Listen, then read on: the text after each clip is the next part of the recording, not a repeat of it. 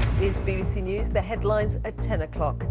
0.5%. That's the figure the economy shrank. So coming up in the next hour, McCain on the campaign trail. The Republican candidate attacks Barack Obama's tax policies.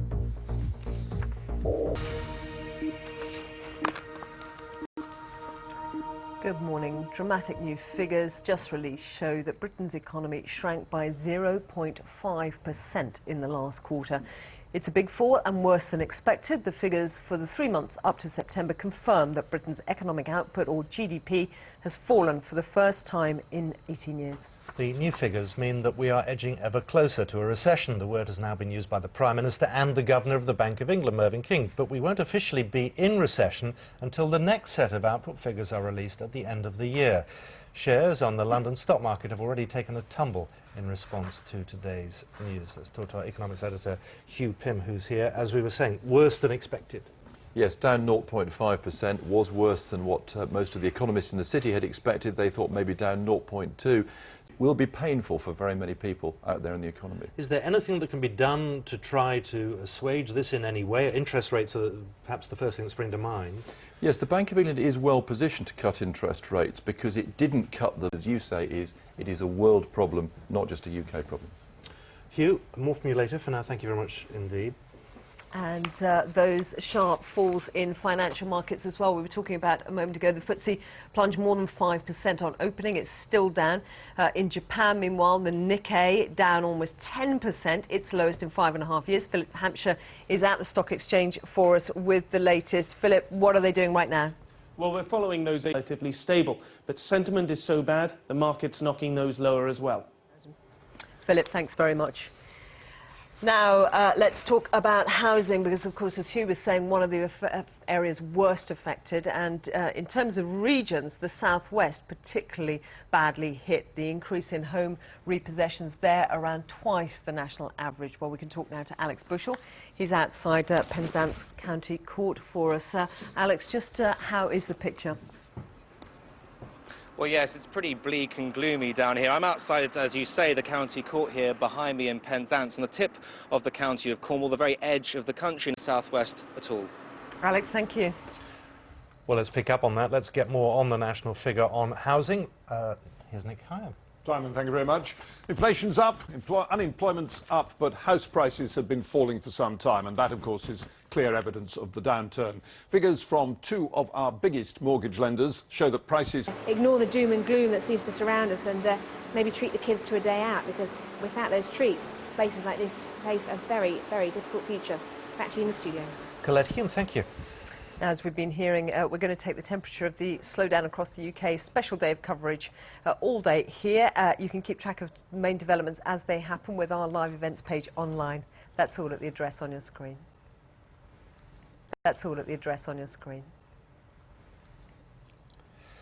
Just after 10:15, these are the headlines. And the economy has shrunk by 0.5%. It's official. We're on the brink. Stories for you in half an hour's time. I'll see you then. Thank you very much indeed. Well, it was at 9:30 this morning that we got the official figures, and it's probably fair to say that they were even worse than many economists had predicted. Not since months, another quarter like that, and we will officially be in recession. Well, we're joined now by Paul Lewis, who is the presenter for BBC Radio 4's Money Box programme. Morning, Paul. Thanks for coming in. Is there anything that people can do in this crisis to protect themselves? Well, I think people are already doing it, and that's one reason the economy has shrunk. They're spending overall economic problems very hard. Paul, just to break in for a moment to the thoughts about the effects for all the individuals, we're just hearing from Vienna that OPEC has decided to cut oil output by 1.5 million barrels a day from November the 1st. That's at that emergency meeting they're holding in Vienna. And that, of course, to support the plunging price of oil. Now, the implications of that. Yes, well, you see, OPEC used to say that it would meet the demand for oil. Whatever we needed, 40% in the last year. A terrifying prospect for people on low and fixed incomes. Absolutely. We've got some more breaking news. It's all linked by this sort of thread of gloom. Ryanair, the budget airline, just announced it's closing its base in Valencia in Spain. Loss of 70 weekly flights, 750,000 passengers a year, and 750 jobs in the region. I mean, underlining once again, we're looking at a global problem. Yes. But anything involved with oil too is also getting particularly badly hit. And also involved with tourism, because if you look at the detailed figures we've now got from later greater economy and society we had a few years ago. We keep hearing this phrase, look, we're talking ourselves into recession. We're getting texts suggesting that we're playing our part here today. But the figures speak for themselves, really, don't they? Well, they reflect what happened, obviously, between... Sector of huge unemployment figures that really underlines how deep a recession can be. It is, and that's the thing that, until a few months ago, people were saying, well, don't worry about how... That's when they start cutting back. Paul, thanks very much. OK, OPEC have just announced that they're slashing production by 1.5 million barrels of oil a day. Let's get over to Vienna, and a news conference is underway now. Let's join us. Tell us what your projections for... to the global economy fears of a downturn in demand for oil. So petrol prices coming down for us until we see that playing through. But as we were hearing from Philip down at the stock exchange, because the pound is losing ground against the dollar, it makes it slightly more expensive. So it swings and roundabouts a bit. But anyway, lots more on crunching through all those economic figures and the rest of the fallout to that GDP third quarter announcement, 0.5% contraction. And worth reiterating that news from Ryanair. It's shutting its base in Valencia, in Spain, a loss of 70 weekly flights. This follows a row, they're saying, with the local council, less to do with the economy than perhaps local issues. But we'll have more from Ryanair on that a little later here on BBC News, where the time is coming up to 9 minutes past 10. And hundreds of thousands of women have won the right to claim a full state pension. To the full state pension by 2025. Jane Francis Kelly, BBC News. Now back to those GDP figures, because we're just getting a quick comment through from the Shadow Chancellor George Osborne saying everyone expected a bad figure. This is much worse, saying millions of British families are in for a very difficult time in the months ahead, a defining moment in the record of Gordon Brown, the day that we can all see the central claims he made over 10 years that he'd abolished boom and bust and therefore didn't need to set aside money for a rainy day have been shown to be completely false. We'll be hearing from the Conservatives and indeed from the Chancellor shortly. That's still to come. Now look at the weather. Here's Philip Avery. Hello there. Friday will turn out to be a really decent day across many parts of the British Isles this morning. Summary at 10:33, but if you're away from the television, you want to keep up to date, we're live on the web now, bbc.co.uk/news. Click on the link there. Let's get more now on the economic downturn. On the news, the economy shrank by 0.5% in the last quarter. The downturn is being felt across a huge range of industries, including tourism. About what they're doing to try to beat the credit crunch. But for now, back to you in the studio. Colette, thank you. So, first contraction in 16 years. What does the Chancellor have to say about it? Alistair Darling talked to Niels Blythe.